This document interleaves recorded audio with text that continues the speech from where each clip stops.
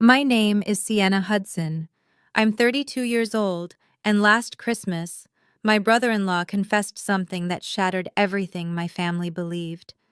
For 8 years, my parents worshipped him, the Harvard Law graduate, the partner-track attorney at a prestigious firm, the man who gave my sister the perfect life.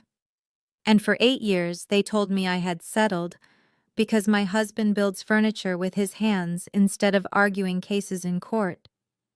What Derek whispered to me in my parents' backyard, wine breath hot against my ear, changed everything. And what happened at that dinner table 3 hours later? My mother is still not speaking to me, but I'd do it all again. Before I tell you exactly what he said and why my sister is finally free, please take a moment to like and subscribe, but only if you genuinely connect with this story. Drop where you're watching from and your local time. I want to know who's spending their evening with me. Let me take you back to where it all started. The Thanksgiving when I first brought Marcus home. 5 years ago, Thanksgiving. I remember the weight of Marcus's hand in mine as we walked up my parents' driveway. He carried a rocking chair, hand-carved walnut, 3 months of work in every curve and joint. My mother opened the door. Her smile flickered when she saw him. "You must be Marcus." She looked at the chair. "Oh, that's rustic. Derek got Linda a Cartier bracelet last month." I felt Marcus's fingers tighten around mine, just briefly. Then he relaxed. "It's nice to meet you, Mrs. Hudson." My father appeared behind her. He shook Marcus's hand the way you'd shake hands with a salesman you didn't trust. "So, carpentry," Dad said. "Is that sustainable? Do you have a 401k?" Before Marcus could answer, a black Tesla pulled into the driveway. My sister Vivian stepped out, blonde hair perfect, designer coat draped over her shoulders. Derek followed, tall, polished, every inch the successful attorney. My mother transformed. "There they are!" She rushed past us to embrace Vivian. "Derek, you look wonderful. How's the firm?" "Partner track," Derek said, flashing white teeth. "Should know by spring." Dad clapped him on the back. "That's my boy." I watched Marcus set the rocking chair in the corner of the living room. No one mentioned it again that night. But here's the thing. 5 years later, that chair sits in my mother's reading nook. She uses it every single day. She's never once admitted it's the most beautiful piece of furniture in her house. That Thanksgiving was the first time I saw the pattern. I just didn't know how deep it went, or how much it would cost us all to finally break it. 2 weeks before last Christmas, I was in our kitchen, phone pressed to my ear, watching Marcus sand a tabletop in his workshop through the window. "Did you hear?" My mother's voice crackled with excitement. "Vivian and Derek just bought a house in Brookline. 4 bedrooms, a pool." "That's nice, Mom." "It's more than nice. It's what success looks like." She paused, the pause that always preceded the knife. "I just wish you had aimed higher, honey. Marcus is nice. But you settled. You know you did." I didn't answer. What could I say that I hadn't said 100 times before? "A carpenter, Sienna. My daughter married a carpenter." Through the window, Marcus looked up. He'd heard. The phone was too loud, or maybe my mother's disappointment just carried that well. He didn't react, just returned to his work, the sandpaper moving in slow, deliberate strokes. After I hung up, he came inside, sawdust in his hair, calluses on his palms, the hands my mother thought weren't good enough. "You okay?" he asked. I nodded. We both knew it was a lie. That night, lying in bed, I stared at the ceiling. Marcus breathed steadily beside me, already asleep or pretending to be. What my mother didn't know, what none of them knew, was that Marcus had just been commissioned for a project that would make Derek's salary look like pocket change. But that's not even the part that matters. What matters is this. I was starting to wonder if my silence was protecting my family or just slowly killing my marriage. Something had to change. I just didn't know it would happen so soon, or hurt so much when it did. That same night, I couldn't sleep. I lay there cataloging the evidence. 5 years of holiday dinners where Marcus excused himself earlier each time. 5 years of him never suggesting we visit my parents. 5 years of silence in the car ride home, his jaw tight, his eyes on the road. I'd told myself it was fine, that he understood, that our love was strong enough to absorb my family's disappointment. But love doesn't work that way. Contempt is corrosive. It seeps through cracks you didn't know existed. 6 months before that sleepless night, Marcus had asked me something. We were folding laundry, mundane, ordinary, when he said it. "Do you ever defend us to them?" I'd frozen, a pillowcase in my hands. "I mean, I hear what they say." His voice was quiet, not angry, worse, sad. "And I never hear you push back." I'd mumbled something about keeping the peace, about not making things worse. He'd nodded slowly. "Okay. Just okay." That one word carried more weight than any argument could have. I found out later that he'd written a letter to my parents. 3 pages, handwritten, explaining his work, his values, his love for me. He'd spent 2 weeks on it. He never sent it. When I asked him why, he shrugged. "What's the point? They've already decided who I am." Lying in bed that December night, I understood something I'd been avoiding for years. My silence wasn't neutral. Every time I let a comment slide, I was teaching myself that I wasn't worth protecting, that we weren't worth protecting. Marcus deserved better. Hell, I deserved better. Christmas was 2 weeks away. My parents expected us at their house, same as always. This year would be different. I just didn't know how different. The next day at work, I sat across from a patient named Julie, 28 years old, trapped in a relationship with a man who criticized everything she did. "He says I'm too sensitive," Julie said, twisting a tissue in her hands. "That I can't take a joke." I leaned forward. "When you stay silent about mistreatment, you teach yourself that you're not worth protecting." The words left my mouth, and something clicked, like hearing your own voice on a recording and not recognizing it. I was giving advice I couldn't follow. After the session, Dr. Eleanor Webb called me into her office. She was 58, silver-haired, and had been my mentor since my residency. "Sienna, I have good news," she smiled. "Your research on coercive control patterns, it's been selected. You're presenting at the March conference." What? "Don't look so surprised. You're one of our best. The board agrees." I walked back to my office in a daze. At work, I was Dr. Hudson, respected, competent, and expert in recognizing toxic relationship dynamics. At my parents' house, I became someone smaller, someone who let her husband be insulted and said nothing. The disconnect was staggering. Dr. Webb had mentioned something else, almost in passing. A high-profile client seeking private consultation, someone going through a difficult situation. She'd given me the file to review. I didn't think much of it then. I would later. That evening, I made a decision. This Christmas, I wouldn't stay silent. I wouldn't swallow the comments and pretend they didn't sting. I had no idea that my small act of courage would collide with something much bigger. Secrets that had been festering in my sister's perfect house for years. But I'm getting ahead of myself. December 24th, 4:47 p.m. Marcus and I pulled into my parents' driveway. Christmas lights wound around the porch railings. A wreath hung on the red front door, picture perfect, as always. "You ready?" Marcus asked. "No, you?" "Never am." He grabbed the gift bag from the back seat, a jewelry box he'd carved from reclaimed oak, mother of pearl inlay. 20 hours of work. I took his hand. "Whatever happens tonight, I'm on your side."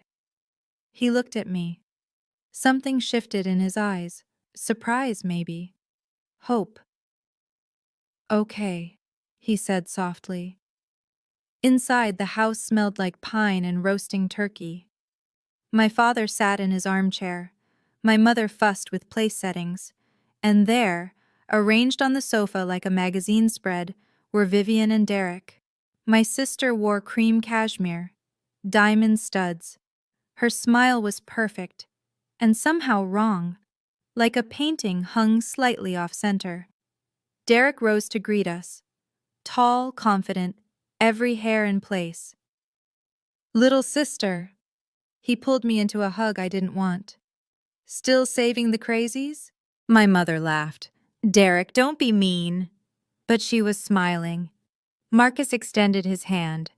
Derek shook it briefly, the way you'd handle something unclean. Marcus, good to see you, buddy. Buddy. Like they were friends, like there wasn't 5 years of contempt in that handshake. I turned to Vivian. We hugged. Her arms wrapped around me, quick, mechanical. When I pulled back, her eyes darted away. She was thinner, much thinner than Thanksgiving. And there on her wrist, partially hidden by a gold bracelet, was that a bruise? Before I could look closer, she turned away. I'll help Mom in the kitchen, she said. Something cold settled in my stomach, something I couldn't name yet.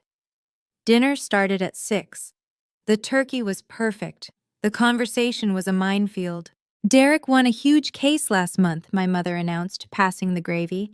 It was in the Boston Globe. Did you see it, Sienna? I didn't. You should have. Very impressive. She beamed at Derek. Tell them about it. Derek launched into a story about corporate litigation. Words like precedent and settlement floated across the table. My father nodded along, rapt. When Derek finished, Dad turned to Marcus. So, Marcus, business good? People still buying wood things? Marcus set down his fork. Custom furniture. Yes, business is great. Custom furniture. Derek swirled his wine. Must be nice. No deadlines, no pressure. Just sanding. There's pressure, Marcus said evenly. Different kind. Sure. Derek's smile didn't reach his eyes. I watched Vivian across the table. She'd cut her food into tiny pieces but hadn't eaten a bite. Her fork pushed the same sliver of turkey around her plate. Vivian, honey, you're so thin. My mother frowned. Derek, you need to feed your wife better. She's on a diet, Derek said. Wants to look good for New Year's. Something flickered across Vivian's face, there and gone, fast as a blink.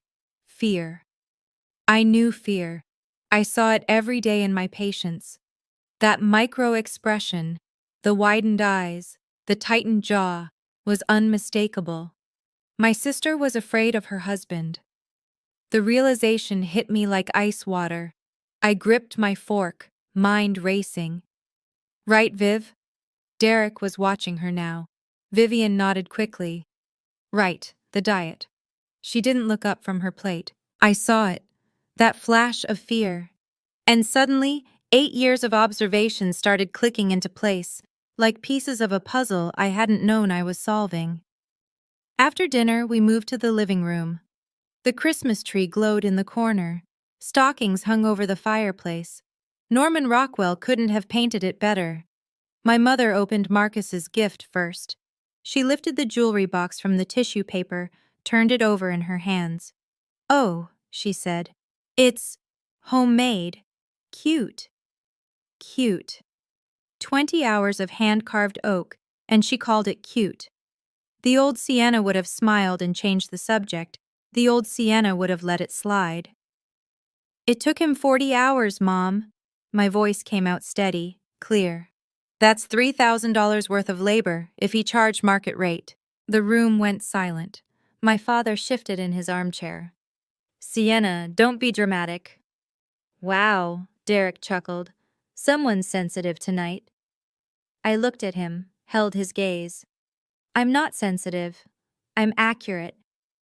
Marcus's hand found the small of my back. Not pulling me away, not stopping me, Just there, present. My mother's mouth opened and closed. She wasn't used to this version of me. Vivian suddenly stood up. Her face was pale. "I need some air," she said, and walked toward the back door. As she passed the coffee table, her phone slipped from her cardigan pocket. It clattered onto the floor. Derek moved fast. Too fast. He scooped up the phone and slipped it into his own pocket in one smooth motion. Like a reflex, like he'd done it 1,000 times. Vivian didn't protest. She didn't even look back. She just walked outside into the cold December night, shoulders hunched like she was carrying something heavy. I watched Derek pat his pocket where her phone now rested. And I thought, what kind of husband confiscates his wife's phone? The kind I was beginning to recognize. Okay, I need to pause here for a second. If you've ever sat at a family dinner feeling invisible while someone else got all the praise, I see you. I really do. Comment below and tell me. Have you ever had a moment where you finally spoke up? What happened? And hey, if you're still with me, that subscribe button is right there. Hit it. I promise this story is about to get wild. Now, where was I? Right. My sister had just walked out into the cold, and I was starting to see things I'd missed for years. I found Vivian in the backyard, standing near the old oak tree. Christmas lights from the neighbor's house cast colored shadows across the snow. Her shoulders were shaking. "Viv?" She spun around, wiping her face quickly. "I'm fine. Just cold." I stepped closer. The bruise on her wrist was more visible now. Purple-green, days old. Before I could say anything, my phone buzzed in my pocket. A text from an unknown number. "I can't do this anymore. I need to tell someone. Can we talk?" D. I stared at the screen. D? I didn't know anyone who'd text me like this. Probably spam. I was about to delete it when Vivian touched my arm. "We should go back inside." Her voice was flat, rehearsed. "Derek will wonder where I am." Will wonder. Not might. Will. Like she knew exactly how he'd react. Like she'd learned to predict his moods the way you predict weather. "Vivian, are you okay? Really?" She looked at me then. For one moment her mask slipped. I saw exhaustion, fear, a desperate silent plea. Then it was gone. "I'm fine," she said again. "Come on." We walked back toward the house. Through the window I could see Derek watching us. His expression was odd, calculating almost. When he caught me looking, he smiled. But his eyes didn't change. That text sat in my phone like a splinter. Unknown number. Someone wanting to confess something. The initial D. It wasn't until later that I realized Derek's number wasn't in my contacts. We'd never exchanged phones, and that message, "I need to tell someone," hadn't been meant for me at all. He'd sent it to the wrong number. I just didn't know whose number he'd meant to reach. Inside, new guests had arrived. Rachel Nguyen stood in the foyer, unwinding a scarf from her neck. She'd been Vivian's best friend since college. Though now that I thought about it, I hadn't seen them together in years. Rachel hugged Vivian for a long time, too long. When they separated, she whispered something in my sister's ear. Vivian nodded once, quickly, then pulled away. I watched Rachel watching Vivian walk back to Derek's side. Something like pain flickered across Rachel's face. She noticed me looking. Our eyes met. "Sienna, can I talk to you for a second?" We stepped into the hallway, away from the others. Rachel glanced toward the living room, then back at me.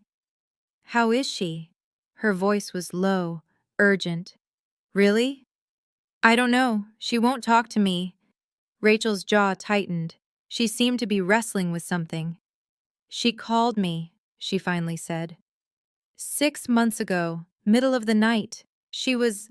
Rachel stopped, swallowed. "She wanted to leave." But then she called back the next morning and said it was nothing. Leave what? Rachel didn't answer. Her eyes drifted toward Derek, who was laughing at something my father said. I work at the courthouse, she said quietly. I shouldn't be telling you this. Telling me what? She hesitated. Then, a report was filed, then withdrawn, the next day. The blood drained from my face. What kind of report?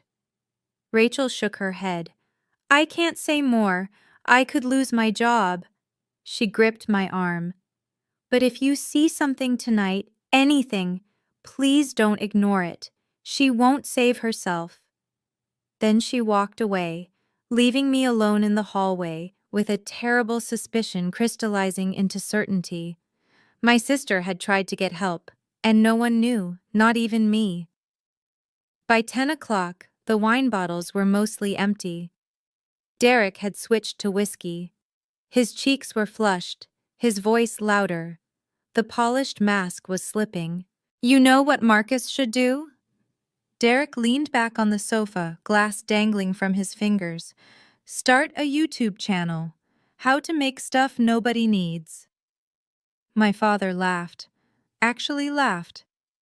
My mother smiled apologetically. Derek, stop. But there was no force behind it. Derek wasn't stopping. I mean, seriously, in this economy, making little wooden boxes? He gestured at the jewelry box, still sitting on the coffee table. That's not a career. That's a hobby. Marcus said nothing. His face was carefully blank. Derek. I kept my voice level. Marcus runs a successful business. Oh, honey, my mother sighed. We've seen your apartment. If that's success. Let's be real here. Derek drained his whiskey. My watch cost more than his truck. He held up his wrist. A Rolex glinted in the lamplight. The room fell silent. Everyone's eyes moved to Marcus. He stood up slowly, no anger on his face, just a tired kind of resignation I'd seen too many times. I think I'll get some air, he said. He walked past me, past my parents, past Derek's smirk. At the hallway, he paused, just for a second. I saw his shoulders drop, a small collapse, barely visible. In 5 years, I'd never seen Marcus look defeated. Until now. Something broke inside me, some last thread of patience, of keeping the peace, of maybe next time will be different. I looked at Derek, at my father, still chuckling, at my mother, who wouldn't meet my eyes, and I thought, no more, not tonight, not ever again. I didn't know I was about to tear my family apart. I only knew I was done watching them tear down my husband. Enough! I stood up. My voice cut through the room like glass breaking. My father frowned. Sienna, sit down. You're making a scene. I'm making a scene? I heard myself say. You just humiliated my husband in front of everyone, and you're laughing about it.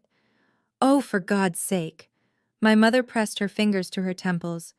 We're just worried about you. Derek and Vivian have a beautiful life. We want that for you too. Derek set down his glass. His eyes had a strange gleam, the look of a man who'd won every argument he'd ever started. Let's be honest here. He spread his hands wide. Your husband is a glorified handyman. There, I said what everyone's been thinking. Derek, Vivian whispered, maybe we should stay out of it. He didn't even look at her. Vivian flinched, a full-body flinch, like she'd been struck. Rachel, standing near the bookshelf, went rigid. She saw it too. My phone buzzed in my pocket. I ignored it. Then it buzzed again. I pulled it out. Same unknown number as before. I'm sorry.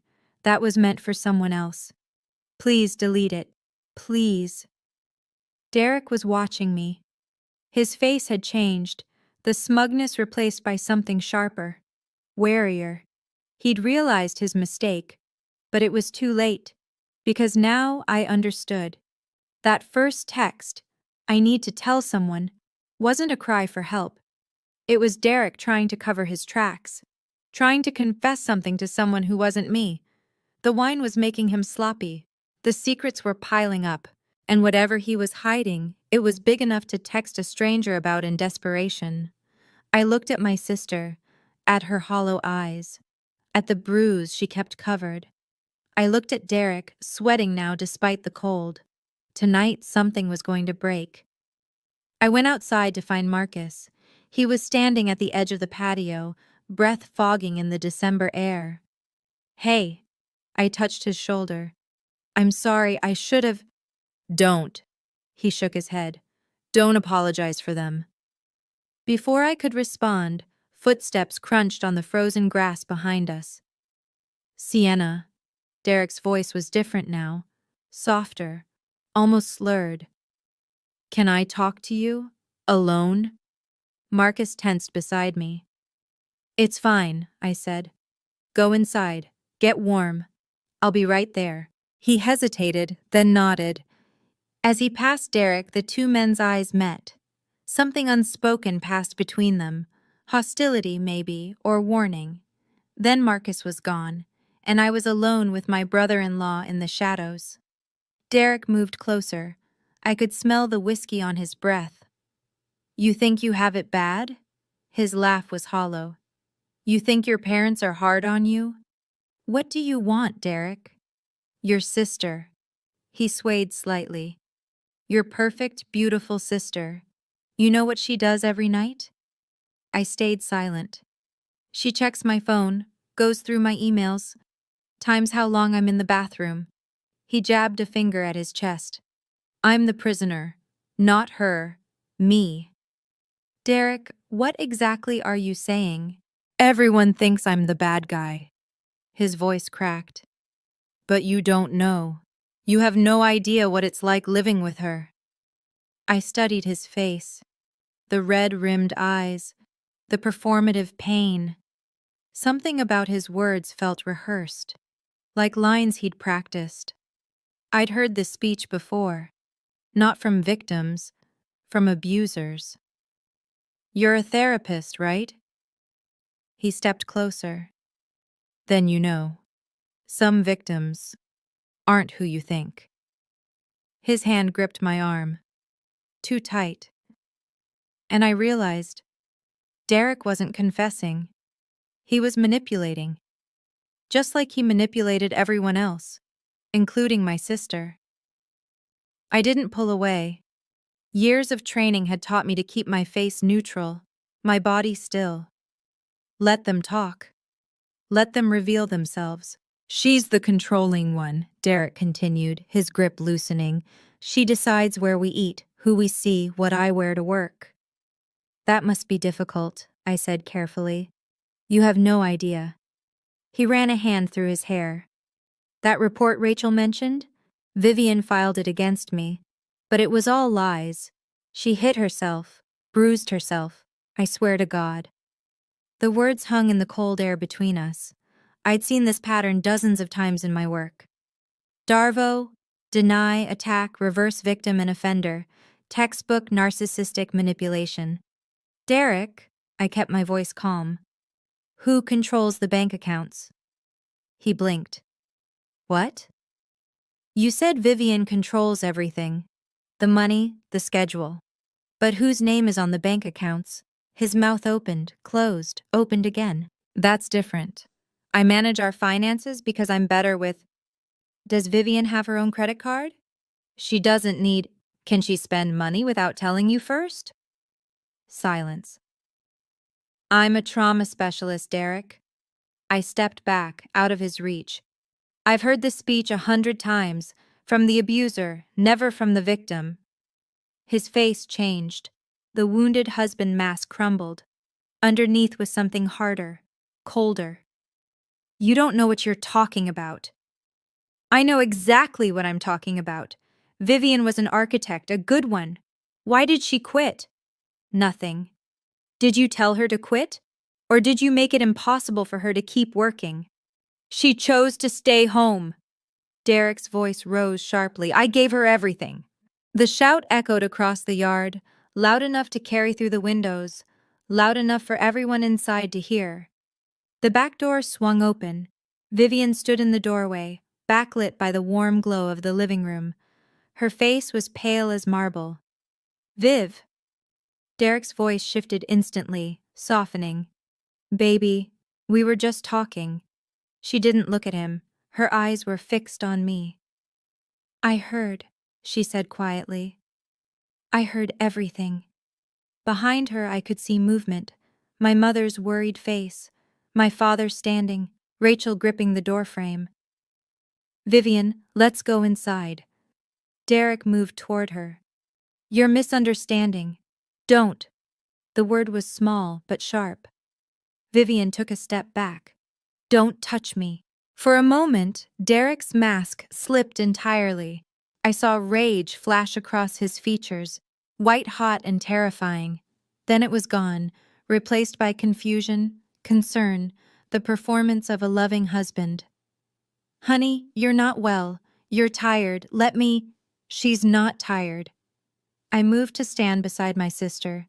"She's finally saying what she's wanted to say for years." My mother pushed through the door. "What on earth is going on? Derek, Vivian, someone explain." "Nothing's going on." Derek smiled, that practiced, charming smile. "Sienna's just having one of her episodes, being dramatic. You know how she—" "8 years." Vivian's voice cut through his like a blade. 8 years, I've pretended."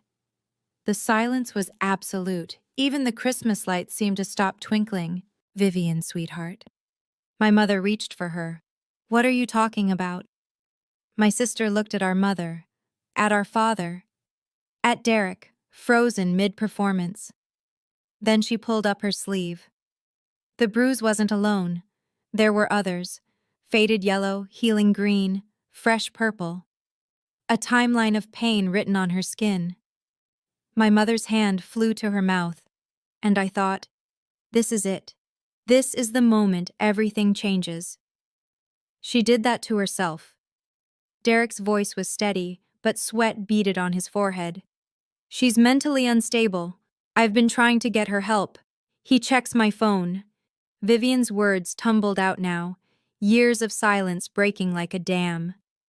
"Every text, every call, every email. If I don't answer within 2 minutes, he calls until I do." "Vivian, stop." Derek stepped forward.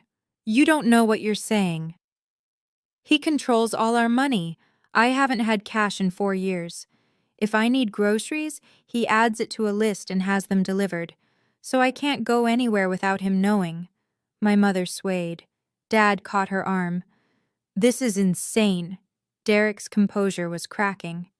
"Linda, Robert, you know me. I would never—" "I haven't seen Rachel alone in 3 years."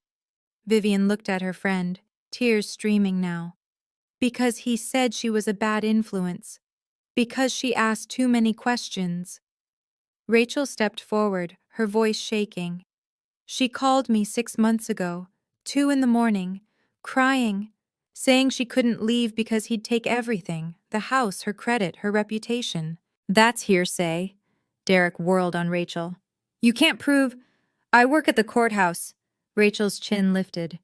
"A domestic violence report was filed. Vivian withdrew it the next day. Because someone," her eyes locked on Derek, "told her he'd destroy her if she didn't." My father had gone gray. He stared at Derek like he'd never seen him before. "Is this true?" Dad's voice was hoarse. Derek opened his mouth, closed it. For once, the silver-tongued lawyer had nothing to say.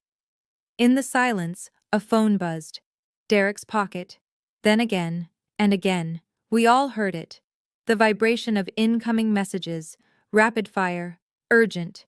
Someone wanted Derek's attention very badly. "Answer it."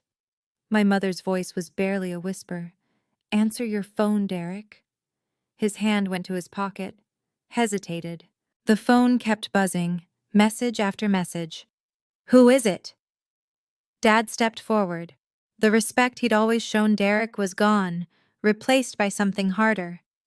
"Who's texting you at 11 o'clock on Christmas Eve?" Derek's smile flickered.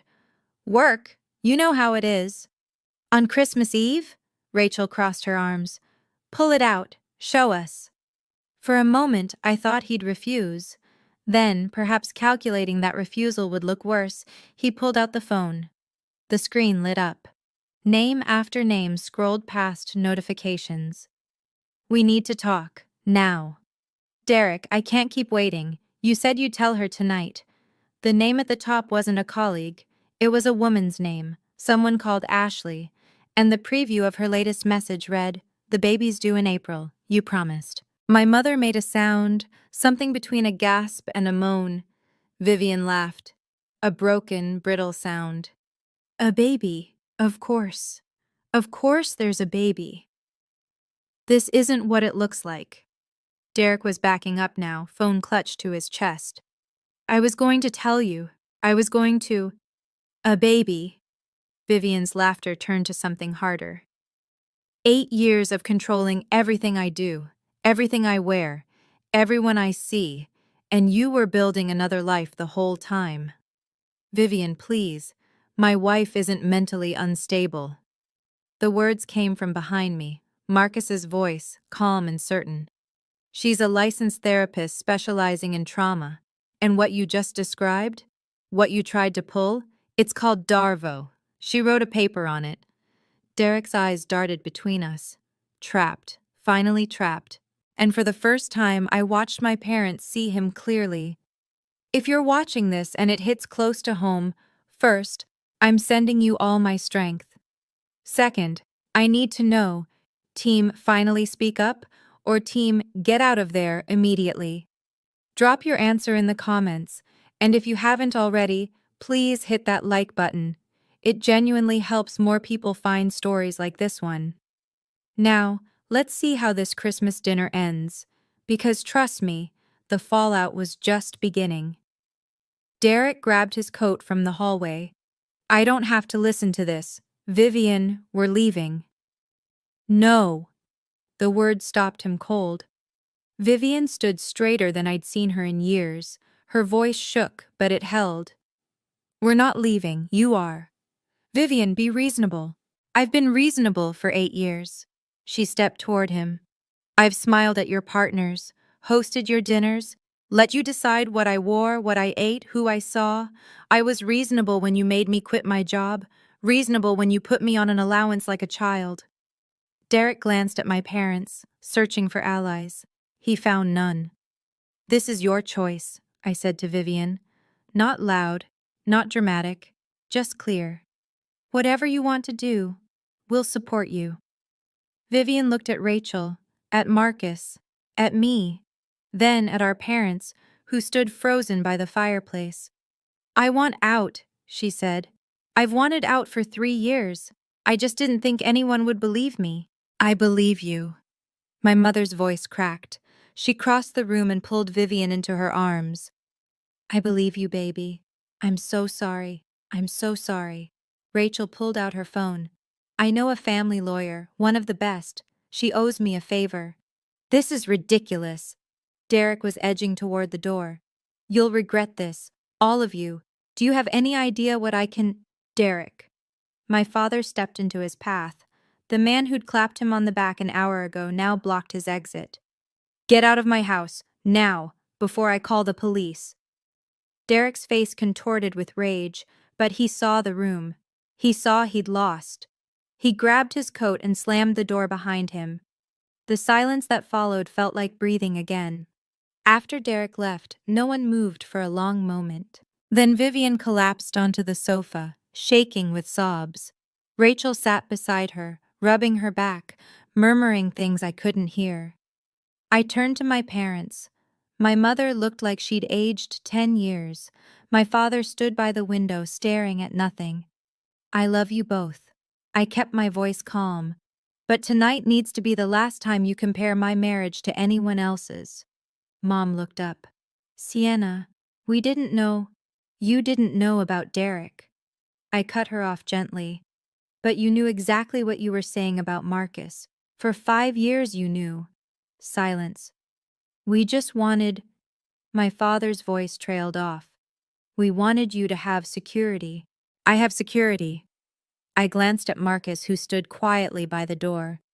I have a man who builds things with his hands and has never once made me feel small. That's more than Derek ever gave Vivian. My mother covered her face. Her shoulders trembled. Every comparison, every joke at his expense, every time you called him the carpenter like it was an insult. I felt something release in my chest, years of swallowed words finally finding air. That ends tonight, or we stop coming. My father nodded slowly. For once, he didn't argue. Marcus walked over. His hand found mine. Vivian, he said softly, you're welcome to stay with us tonight, as long as you need. She looked up at him, this man my family had mocked for half a decade, the man offering her shelter when everything had shattered. Thank you, she whispered. As we gathered our coats, my mother caught my arm. Her eyes were red, her face raw. I'm sorry, she said. I'm so sorry. It was the first time in 32 years I'd heard her say those words.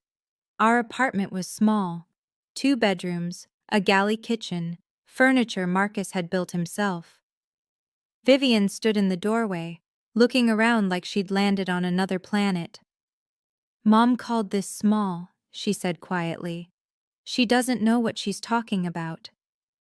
I guided her to the sofa. Marcus brought blankets, then disappeared into the kitchen. The sound of the kettle filled the silence. Vivian pulled her knees to her chest. She looked young, fragile, nothing like the polished woman who'd sat in our parents' living room hours ago. 8 years, she said. I wasted 8 years. I sat beside her.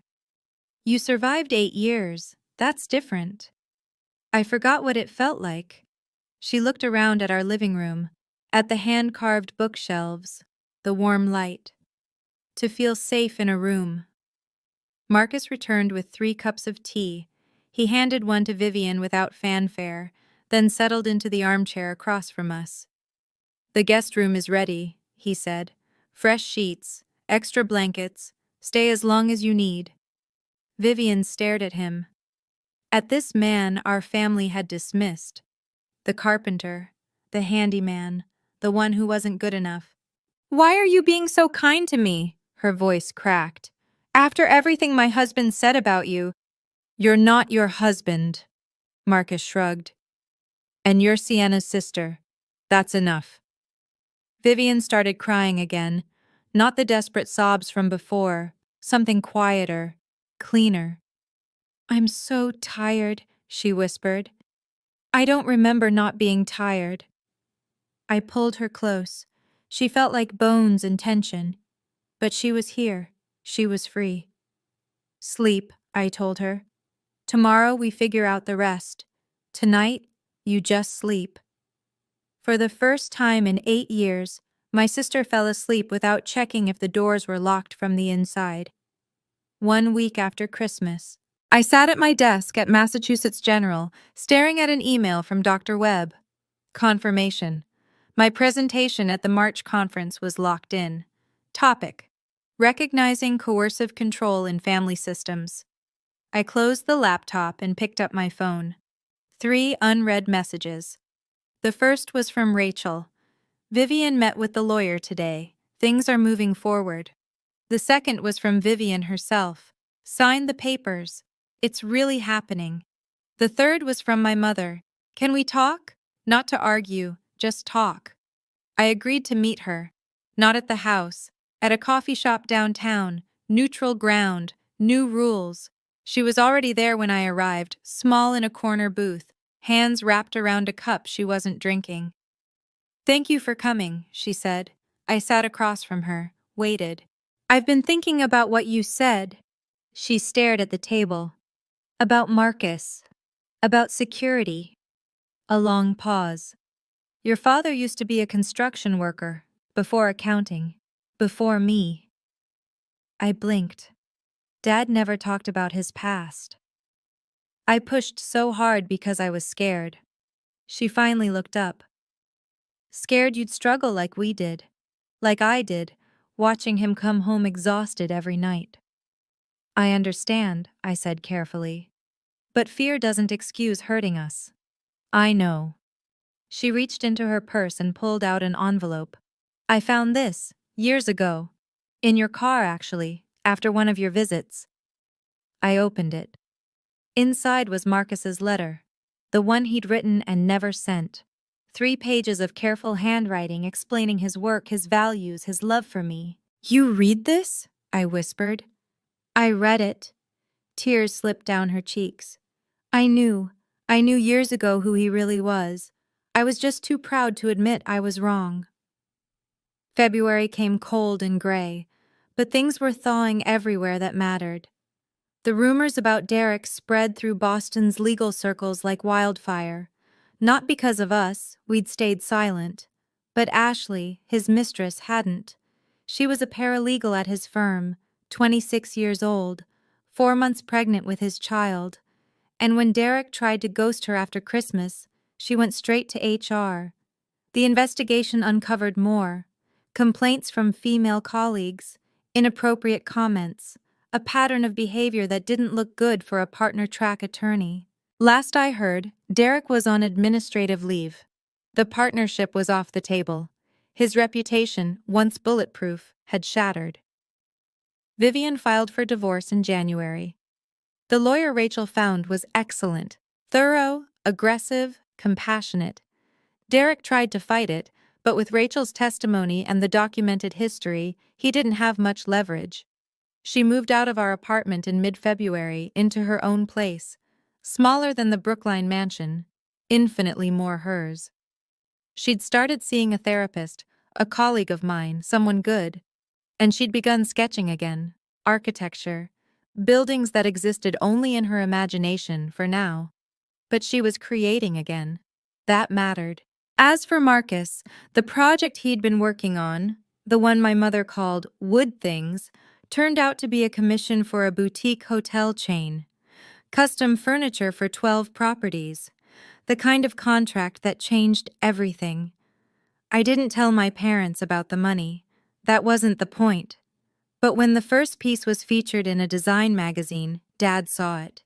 He called Marcus directly for the first time in 5 years. I saw the article, he said. That credenza. It's really something. Marcus smiled when he told me about it later. Not triumphant, just settled. He's trying, Marcus said. That's enough for now. March, the conference. I stood at the podium, looking out at a sea of faces. Mental health professionals, researchers, advocates, people who spent their careers helping others recognize the invisible cages of coercive control. Today, I was one of them. Today, I wasn't the sister who stayed silent. Coercive control often hides in plain sight, I said, my voice steady. We see the perfect house, the successful spouse, the curated life. We don't see the person inside that life slowly disappearing. In the 3rd row, I spotted Marcus. Beside him sat Vivian, thinner but brighter-eyed than she'd been in years. And next to them, unexpected, impossible, sat my parents. I hadn't known they were coming. Mom had mentioned wanting to support me, but I'd assumed it was just words. Yet there they were, watching, listening. I continued the presentation. 30 minutes of data and case studies and recommendations. Professional, clinical, true. When I finished, the applause was warm. Dr. Webb found me afterward, beaming. Outstanding work, Sienna, truly. But it was my father's face I watched. He approached slowly, hands in his pockets. That furniture set you mentioned, he said to Marcus. The one in the hotel lobby. I saw the photos. A pause. It's really something. Marcus nodded. Thank you, sir. I was wrong about you. Dad's voice was rough. I was wrong about a lot of things. Then he did something I'd never seen. He extended his hand to Marcus. Not the dismissive brush of fingers from years past, but a real handshake. Firm, respectful. Marcus took it. I spent years waiting for my parents to see his worth.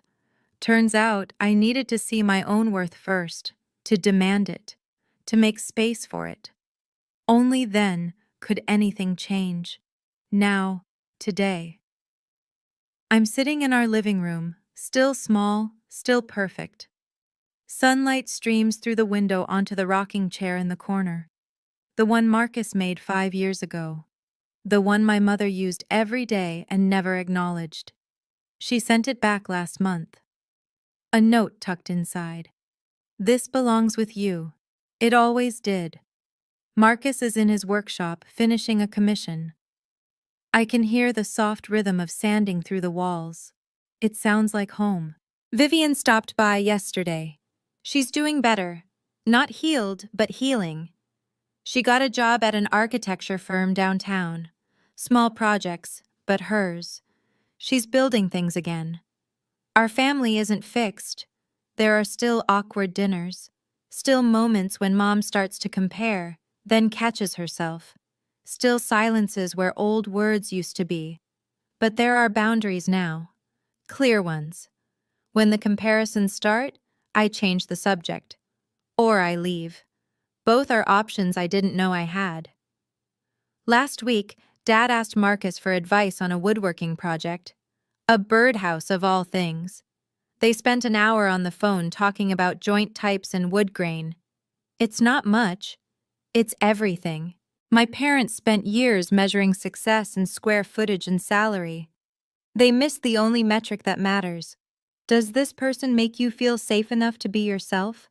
Marcus makes me feel safe. He makes me feel seen. That's worth more than any Rolex, more than any Brookline mansion. You don't owe anyone an explanation for choosing happiness over their expectations. Not even family. Especially not family that mistakes control for love. Set the boundary, hold the line, let them adjust or let them go. Either way, you'll finally be free. If you made it to the end, first of all, thank you. Truly. I want to hear from you. Have you ever had to set a boundary with your family? What happened? Drop your story in the comments. Your experience might help someone else who's struggling right now. And if this video meant something to you, please share it with someone who might need it. There's another story in the description you might want to check out. Stay safe out there. See you in the next one.